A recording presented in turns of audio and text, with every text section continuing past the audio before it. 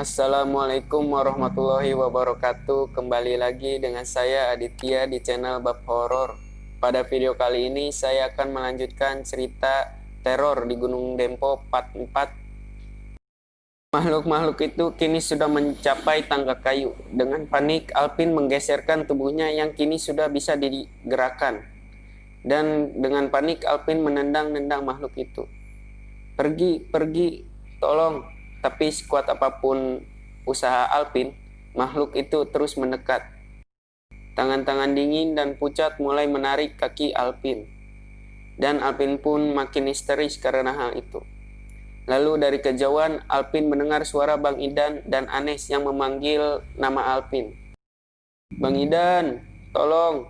teriak Alpin dengan kencang, sebelum tenggorokannya tercekik. Lalu sebuah suara lain datang dari belakang. Jantung Alpin serasa lepas dan matanya membelalak ngeri karena pintu pondok sudah terbuka. Teriak Bang Idan dan Anes membangunkan Alpin. Alpin di sini bertanya-tanya dalam hati. Apakah aku pingsan? Kenapa aku pingsan? Tubuh Alpin seketika mengejang. Teringat dengan puluhan tangan-tangan pucat yang menggapai Alpin.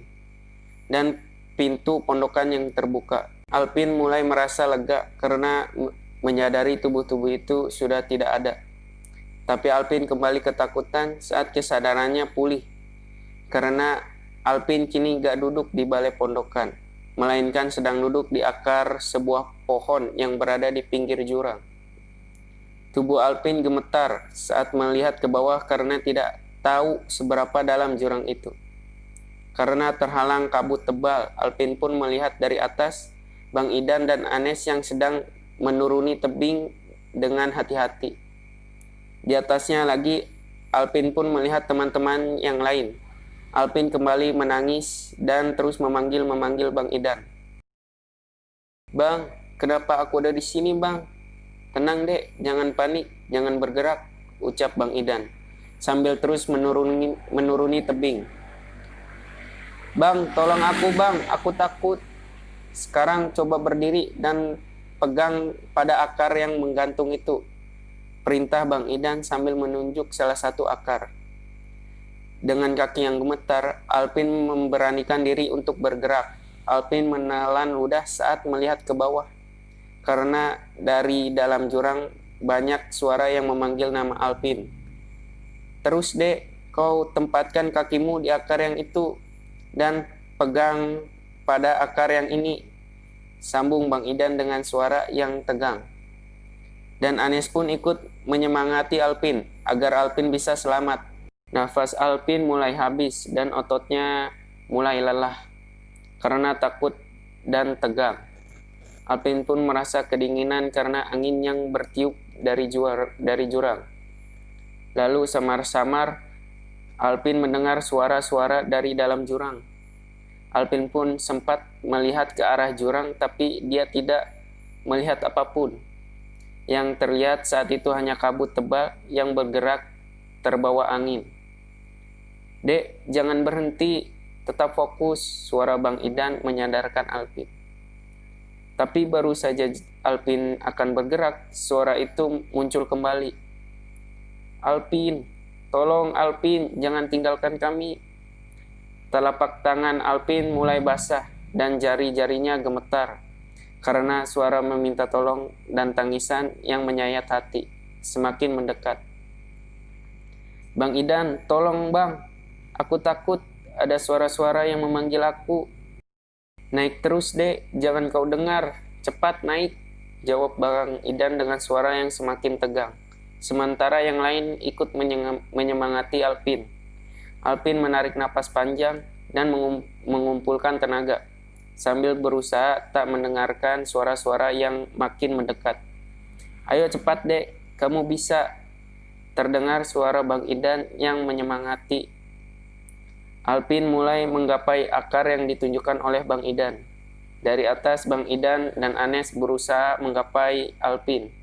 Bang Idan tanpa henti-hentinya terus menyemangati Alpin. Tangan Alpin berpegang kuat pada akar, kaki kiri Alpin bertumpu pada akar kecil. sementara kaki kanan Alpin bergerak-gerak mencari pijakan.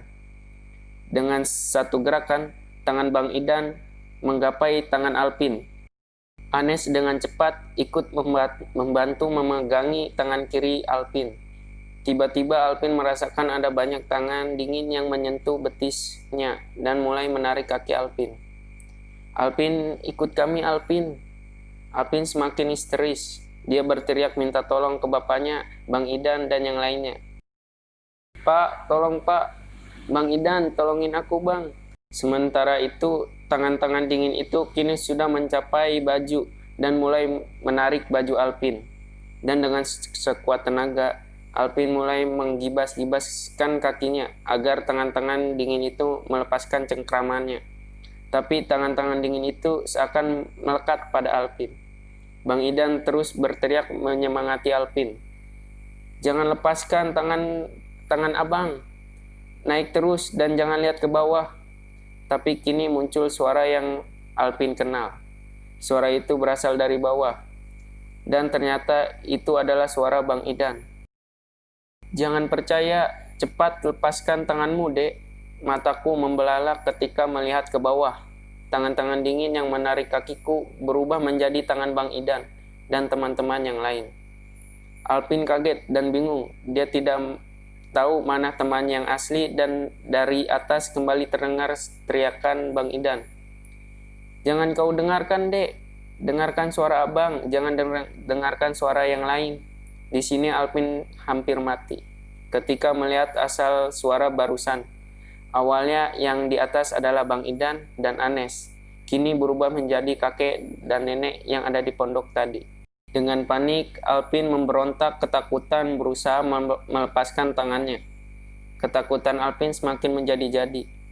Ketika muncul lagi sosok makhluk besar hitam dan berbulu ikut menarik tangan Alpin.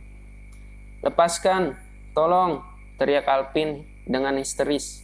Melihat keadaan Alpin, ketiga makhluk itu tertawa mengerikan sambil menarik tubuh Alpin ke atas.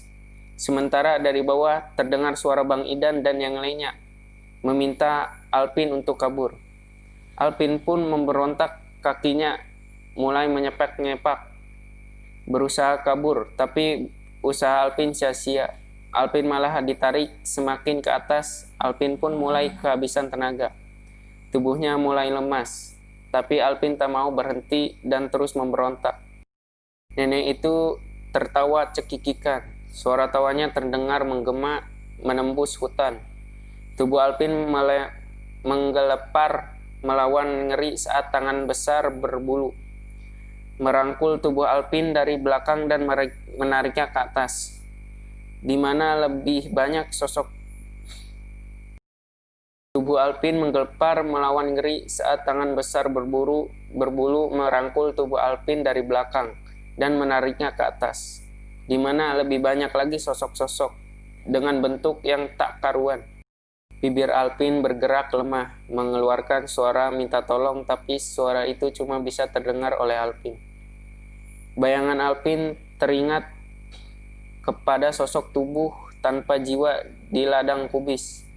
Alpin tak mau berakhir seperti mereka. Tiba-tiba Alpin seperti mendapat tenaga baru. Alpin kembali memberontak sambil berteriak-teriak. Lepaskan, lepaskan.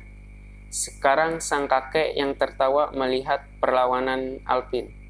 Wajahnya menyeringai menakutkan, dan dengan kasar dia memeluk tubuh Alpin. Sementara nenek itu ikut memegangi Alpin. Tapi Alpin tak mau kalah. Dia terus memberontak. Diam, kamu diam, kata makhluk berbulu itu membentak Alpin. Tangannya yang besar bergerak dan memegangi tubuh Alpin. Di sini Alpin semakin lemah, tapi terus melawan dengan sisa tenaganya.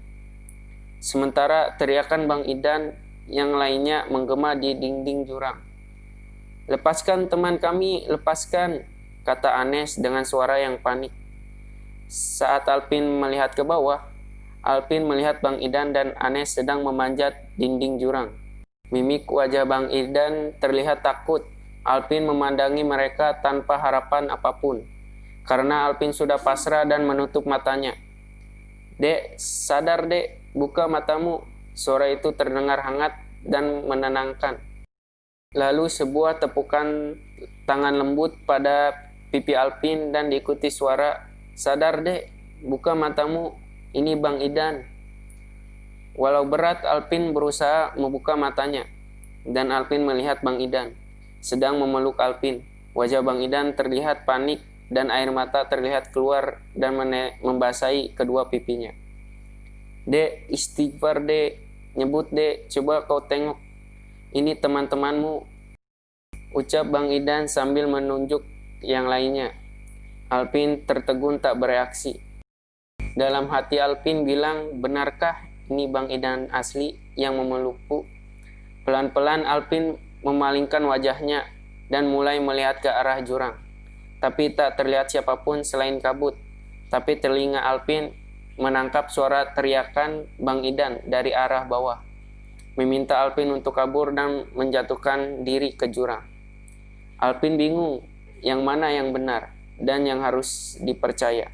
Teriak-teriakan dari bawah dan suara isak tangis Bang Idan yang sedang memeluk tubuh Alpin seakan-akan menyembur telinga Alpin. Lalu sebuah tamparan keras mendarat di pipi Alpin. Dalam kekagetan dan kesakitan akibat tamparan itu, Alpin mendengar suara teriakan Bang Amran. Dek, sadar dek. Perlahan Alpin mulai sadar dan Bang Idan menangis terseduh-seduh dan nampak terus berusaha menyadarkan Alpin. Ngucap dek, sadar. Lihat ini Bang Idan dan lihat itu teman-temanmu, ucap Bang Idan. Bang Idan pun mulai mengusap-ngusap punggung Alpin. Melihat kejadian itu, kesadaran Alpin kembali sepenuhnya. Dan tangisan Alpin pun pecah. Alpin pun memeluk Bang Idan. Ini benar Bang Idan, ucap Alpin sambil terus mengeluarkan air matanya. Iya dek, ini abang. Lihat baik-baik, ini abang, ucap Bang Idan meyakinkan Alpin. Yang di bawah tebing tadi siapa bang? Aku lihat Bang Idan dan yang lain di bawah tebing sambil menarik kaki aku, tanya Alpin. Itu cuma halusinasimu saja. Sekarang kamu selamat, baca istighfar sebanyak-banyaknya dek, jawab Bang Idan sambil terus mengusap punggung Alpin. Masih banyak yang ingin Alpin tanyakan, tapi Bang Idan meminta Alpin untuk tetap tenang. Alpin melihat teman-teman yang lain dengan wajah yang panik. Yuni dan Bang Amran juga terlihat menangis. Di sini Yuni dan Bang Amran sudah tidak kesurupan. Lalu mereka semua menangis dan berpelukan sambil mengucap syukur. Beberapa saat kemudian, Bang Idan meminta mereka untuk lanjut jalan. Karena aura negatif di tempat itu terlalu menekan. Kamu sudah sadar? Tanya Bang Idan kepada Bang Amran. Insya Allah, dan dah mantap. Ya udah, kamu pegang senter dan jalan duluan. Aku akan menjaga Alpin. Ale dan Anes, kalian jaga Yuni, ucap Bang Idan membagi tugas. Lalu dia bertanya ke Alpin, kamu masih kuat jalan dek? Alpin mengangguk dan mencoba berdiri. Tapi kaki Alpin masih terlalu lemah dan Alpin pun kembali jatuh. Tanpa bicara lagi, Bang Idan langsung membantu Alpin berdiri dan memapahnya. Perjalanan mereka semakin lambat karena fisik mereka semakin melemah. Ditambah gangguan-gangguan yang terus datang dan membuat mental mereka lemah. Hanya dalam hitungan jam, keadaan mereka sudah mengkhawatirkan. Bang Amran dan Yuni yang kerasukan, Anes dan Ale yang terus-terusan diteror. Sementara Alpin mendapat gangguan yang paling parah. Penguat mereka saat itu hanyalah Bang Idan. Saat Alpin kembali tenang, ribuan pertanyaan muncul di pikiran Alpin. Kejadian yang Alpin alami barusan bagaikan mimpi buruk yang nyata. Alpin heran kenapa dia tiba-tiba ada di pinggir jurang. Lalu kemana perginya pondok yang ada di ladang tadi? Dan siapa mayat-mayat hidup tadi? Kenapa juga mereka menangis dan meminta tolong? Dan siapa kakek nenek yang Alpin temui tadi? Rasanya Alpin tak sanggup lagi memendam pikiran itu. Akhirnya Alpin pun menanyakan hal itu kepada Bang Idan. Bang, kenapa aku tiba-tiba ada di pinggir jurang? Dan siapa yang berada di dalam jurang menjerit-jerit serta meminta tolong? Bang Idan pun mengambil napas yang dalam sambil menatap mata Alpin dan bilang, tadi kamu tiba-tiba teriak, "Selamat, selamat," sambil berlari ke arah jalan turun. Abang dan Anes mengejar kamu, tapi kami kehilangan jejak kamu. Abang tadi sudah putus asa. Abang pikir kamu gak akan selamat, dan abang sudah mikir untuk cepat-cepat turun dan meminta bantuan. Kamu tadi itu kenapa? Alpin pun menceritakan kejadian yang dia alami ke Bang Idan, dari mulai ladang kubis, pondokan, kakek nenek, dan hal yang lainnya. Bang Idan yang lainnya mendengarkan cerita Alpin sambil tetap berjalan. Mereka pun beristighfar secara bersamaan. Sudah, jalan lebih cepat, kita masih belum aman, potong Bang Idan. Ucap Bang Idan ada benarnya juga, karena Alpin merasa banyak mata yang mengawasi dia dari kegelapan hutan. Di sini Anes, Ale, dan Yuni jalan terpincang-pincang. Mereka saling berpandangan dengan wajah yang ketakutan, mencoba saling menguatkan satu sama lain. Turunan demi turunan sudah dilalui, dan beberapa turunan membutuhkan konsentrasi lebih, karena batu-batu, akar yang menghadang, serta penerangan yang semakin melemah. Tiba-tiba Ale berteriak kencang. "Awas Pin!" teriak Ale sambil mendorong Alpin dengan keras. Alpin pun tersentak ke depan bersamaan dengan Bang Idan yang sedang memapah Alpin dan menabrak Bang Amran. Dan mereka bertiga jatuh ke dalam turunan yang curam. Dan Alpin pun melihat sosok bayangan hitam yang melintas di atas dia. Mereka begitu kaget, sampai-sampai gak sempat berteriak. Darah pun terlihat mengucur dari pelipis Bang Amran. Alpin pun meraba kepalanya karena tadi sempat terbentur batu. Kemudian Alpin merasakan darah dari sela-sela rambut Alpin. Bukan cuma itu, tangan Alpin juga terkilir. Alpin hampir patah semangat karena cobaan demi cobaan belum berakhir. Ingin rasanya Alpin berteriak sejadi-jadinya ke penghuni Dempo. Dan di atas tanjakan Alpin melihat Ale, Anes, serta Yuni gemetar ketakutan.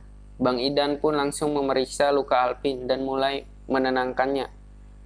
Bang Amran pun berdiri dan marah ke Ale. "Kenapa kamu main dorong aja, Le?"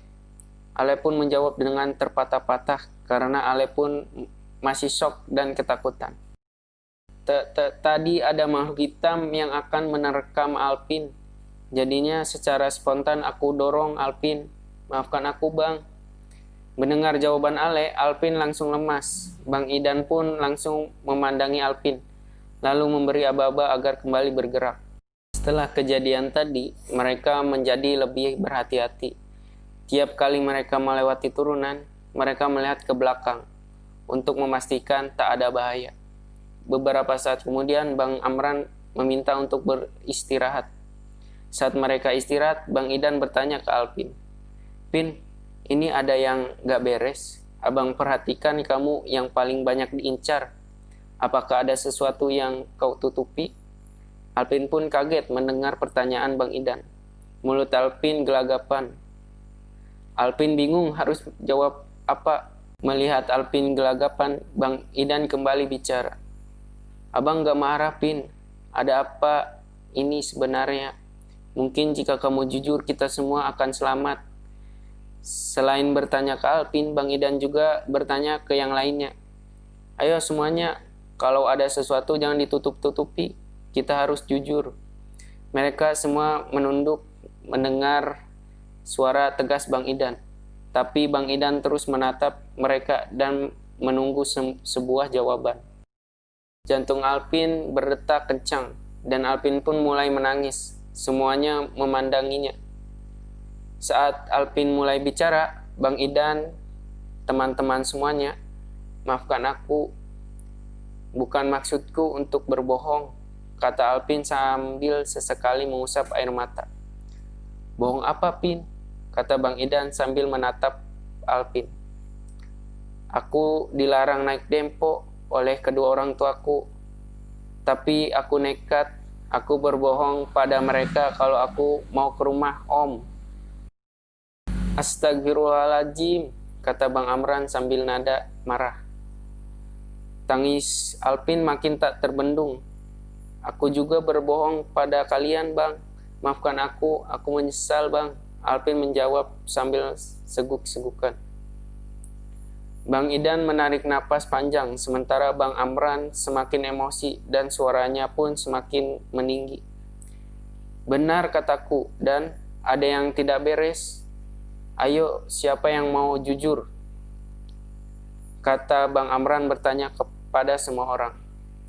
Bang Idan pun berdiri dan menenangkan Bang Amran. Sudah, Am. Semua sudah terjadi.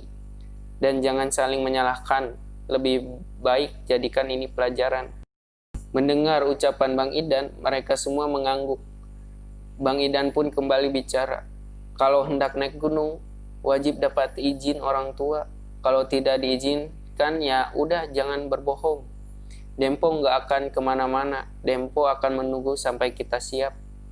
Ingat itu baik-baik. Mendengar ucapan Bang Idan yang barusan, Alpin menunduk makin dalam. Dia merasa sangat bersalah. Di sini Bang Idan nampaknya mengerti akan perasaan Alpin. Bang Idan pun langsung mengusap punggung Alpin dan mengajak mereka semua untuk melanjutkan perjalanan. Baru beberapa meter mereka berjalan, tiba-tiba Yuni menjerit histeris dan meronta-ronta. Ale dan Anes pun dengan sigap langsung memegangi Yuni. Ale berteriak meminta tolong karena tubuh Yuni terangkat ke atas. Bang Amran dan Bang Idan langsung lompat dan memegangi kaki Yuni. Sementara Alpin hanya berdiri matung. Matanya membelalak lebar. Karena Alpin melihat sosok yang menarik Yuni itu adalah perempuan bergaun putih. Dan berkibar-kibar tertiup angin. Putri Dempo. Alpin merasa panik dan heran. Karena cuma dia yang melihat sosok Putri Dempo. Matanya melihat ke arah Alpin dan tangannya menarik ke arah baju Yuni. Semuanya berteriak dengan panik. Keadaan makin mencekam saat kelima teman Alpin mulai ikut terangkat. Melihat kejadian itu, Alpin mengumpulkan semua keberaniannya, lalu Alpin pun mengambil sebatang kayu dan langsung mengayunkan kayu itu ke tangan Putri Dempo sambil berteriak, "Lepaskan, lepaskan, bangsat." Melihat yang dilakukan Alpin, Bang Idan dan Bang Amran langsung menangkap Alpin dan memegangi tangannya, lalu berkata, "Jangan, jangan." Bang Amran pun berhasil menjatuhkan Alpin dan membuang kayu yang dibawa Alpin. Pandangan Putri Dempo semakin melekat pada Alpin. Tatapannya pun penuh kemarahan. Lalu terdengar suara auman harimau yang entah dari mana asalnya. Alpin pun langsung menjerit histeris sambil menutupi telinga. Auman harimau itu seakan-akan merontokkan setiap sendi di tubuh Alpin. Setelah kejadian itu, Putri Dempo langsung melepaskan Yuni dan terbang menjauh. Harimau itu melihat Putri Dempo yang terbang semakin menjauh. Ketika putri itu hilang, harimau itu menatap mereka. Dan tubuh Alpin panas dingin. Dan Alpin pun tak mampu mengeluarkan sedikit pun. Alpin pun heran bagaimana mungkin mereka semua tidak melihat harimau sebesar itu. Mata Alpin bolak-balik menatap harimau dan teman-temannya yang sedang menenangkan Yuni. "Tadi kenapa kau mau memukul kepala Yuni?" tanya Bang Amran. "Aku bukan pukul Yuni, Bang. Aku pukul Putri Dempo. Yuni mau dibawanya," jawab Alpin. Mendengar jawaban Alpin, wajah Bang Amran dan yang lainnya langsung pucat. Keadaan pun langsung hening. Yang terdengar hanya isak tangis Yuni.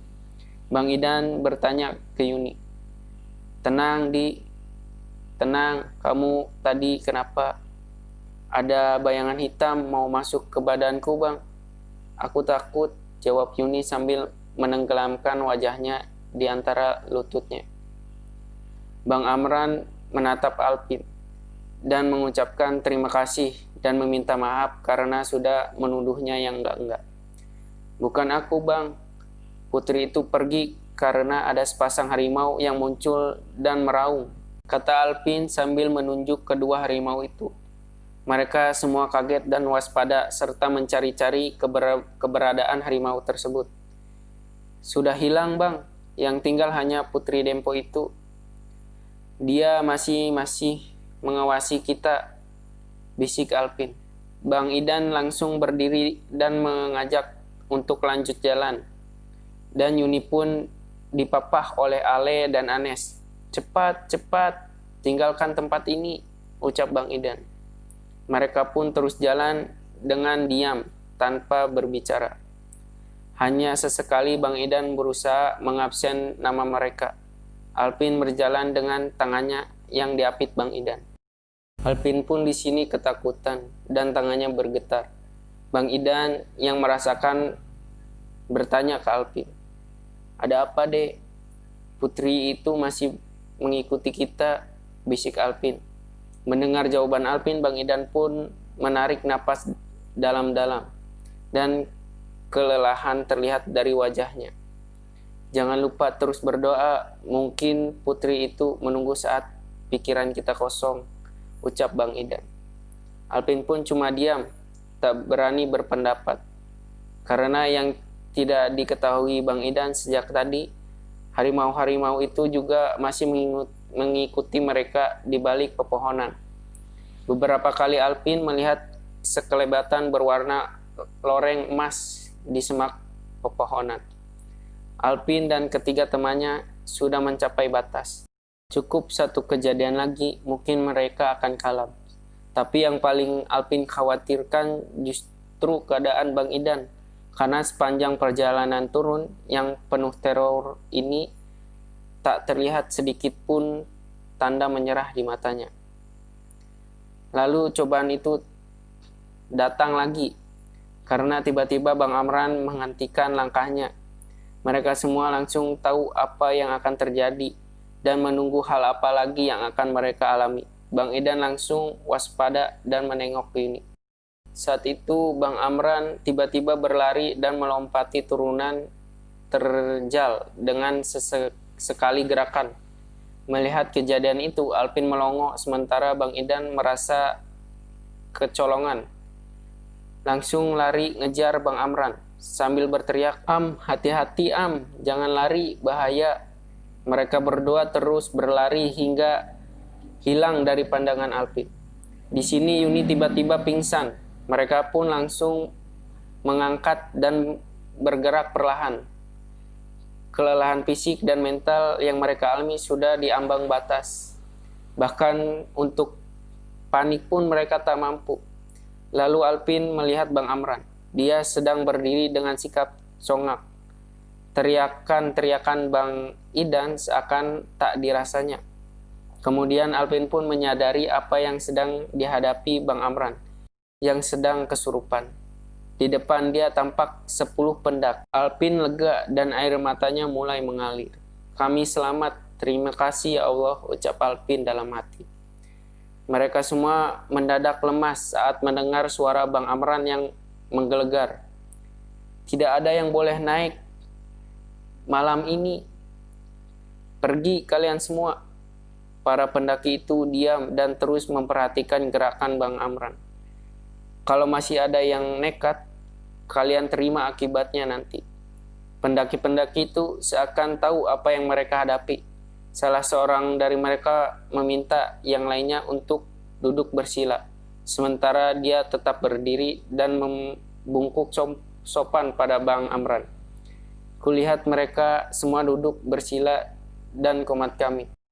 Pergi kalian, tak ada yang kuizinkan naik malam ini," ucap Bang Amran. Pendaki-pendaki itu tak terpancing ucapan Bang Amran. Mereka tetap duduk dan berzikir, sementara yang paling depan menyadari kehadiran Alpin dan yang lainnya. Baik, Nek, kami tidak akan naik, ucap salah satu pendaki.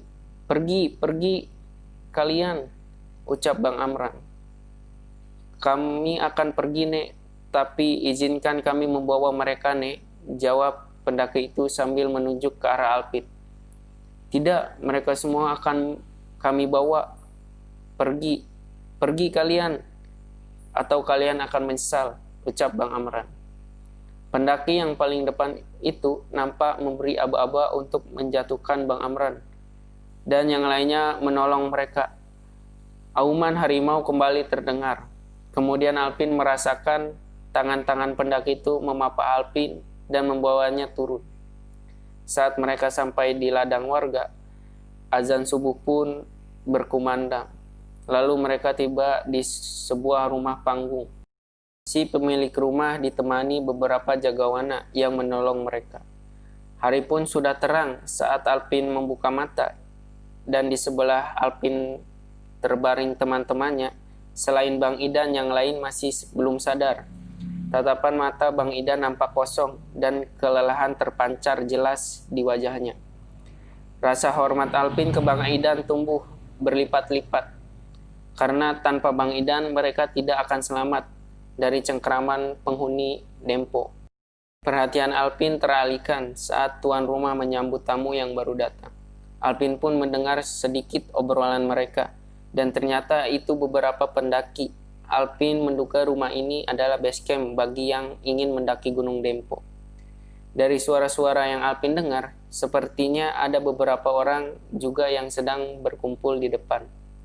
Bang Idan berkata ke Alpin, "Alhamdulillah kamu selamat. Abang benar-benar lega.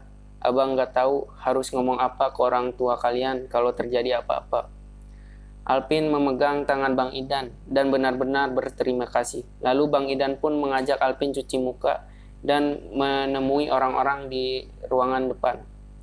Orang-orang langsung berhenti mengobrol saat mereka muncul. Mereka pun tersenyum dan meminta agar Bang Idan dan Alpin duduk di sebelah mereka. Alpin dan Bang Idan menyalami mereka satu persatu dan tak lupa berterima kasih kepada mereka. Lalu mereka pun meminta Alpin dan Bang Idan untuk menjelaskan apa yang terjadi tadi malam. Mereka mendengarkan dengan sesama saat Bang Idan menjelaskan kejadian per kejadian. Beberapa dari mereka mengeritkan matanya saat mendengar cerita Bang Idan. Setelah Bang Idan selesai bercerita, bapak pemilik rumah itu mengambil alih dan berkata, "Adik-adik semua harus bersyukur karena masih bisa pulang. Kejadian yang kalian alami itu termasuk gawat sejujurnya. Sejujurnya Bapak sudah pasrah karena kemungkinan kalian akan selamat sangat kecil. Ini benar-benar keajaiban. Jadikan ini pelajaran. Besok-besok kalau mau naik lagi harus izin baik ke orang rumah dan kepada kami selaku juru kunci. Selain itu, kalian harus berperilaku sopan dan jangan membawa sesuatu yang tidak pantas. Selain manusia, Allah Subhanahu wa Ta'ala juga menciptakan jin untuk hidup berdampingan. Gunung adalah rumah dari golongan mereka. Saya yang salah, Pak. Saya tidak sengaja bawa sesuatu yang tidak pantas. Saya yang akan bertanggung jawab, jawab Bang Idan.